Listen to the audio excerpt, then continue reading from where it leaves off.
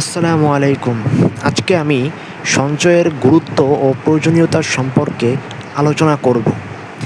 আমরা প্রতি মাসে যত টাকা ইনকাম করি, অনেক সময় দেখা যায় তার চেয়ে বেশি আমাদের খরচ হয়ে যায়। তো তখন আমরা অভাবে পড়ে যাই বা ঋণগ্রস্ত হয়ে পড়ি।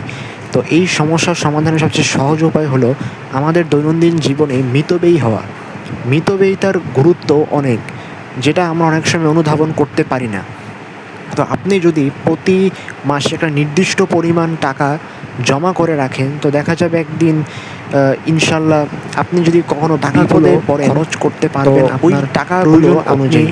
কিন্তু যদি আপনার কাছে তৎক্ষণাৎ টাকা পয়সা না থাকে, তখন আপনাকে অন্যজনের কাছ থেকে ঋণ করতে হবে বা মানুষের কাছে হাত পাততে হবে। এই জন্য সবচেয়ে ভালো উপায় হলো আমাদের মিতব্যয়ী হওয়া।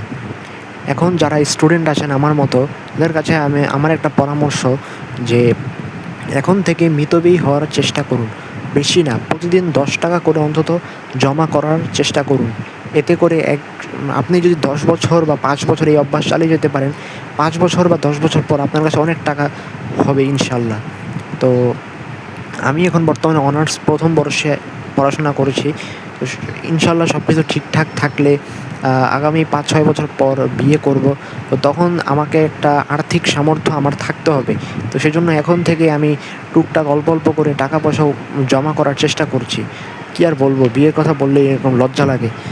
তো যাই হোক, তো সবারকেই আর্থিক একটা সামর্থ্য অর্জন করতে হবে। এজন্য মিতব্যয়ী হওয়াটা খুব জরুরি। আর এই মিতব্যয়ী হওয়ার সুফল আমি পাচ্ছি।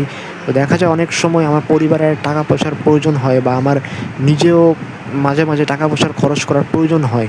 তখন আমি আমার কাছে এই জমাকৃত টাকাগুলো খরচ করতে পারি। এটাই হচ্ছে মিতব্যয়িতার সবচেয়ে বড় সুবিধা। এজন্য আমাদের মিতব্যয়ী হওয়া উচিত।